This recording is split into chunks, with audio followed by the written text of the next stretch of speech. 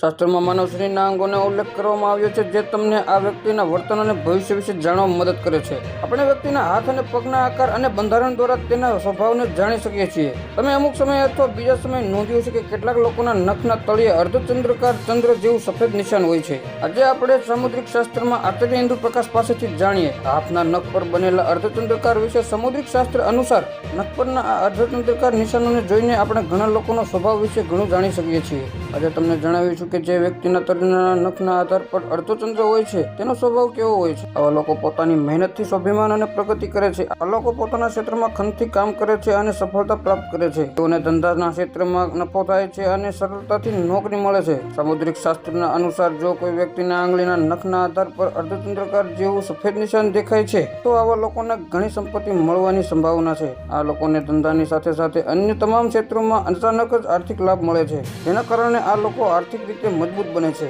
મધ્યમ ફિંગર શનિ સાથે સંબંધિત છે, તેથી આ લોકોને લગ્નમાં થોડું મોડું થાય છે અને નોકરી પણ મોડી મળે છે. તેમના જીવનમાં દરેક વસ્તુ મોડી મળે છે, પરંતુ જે મળે તે શ્રેષ્ઠ મળે છે. પળે અપડેટ મેળવવા માટે અમારી ચેનલને લાઇક કરો, સબસ્ક્રાઇબ કરો અને બાજુનું બેલ આઇકન પ્રેસ કરો, જેથી કરી અમારા હરેક વિડીયોની નોટિફિકેશન તમને મળતી રહે.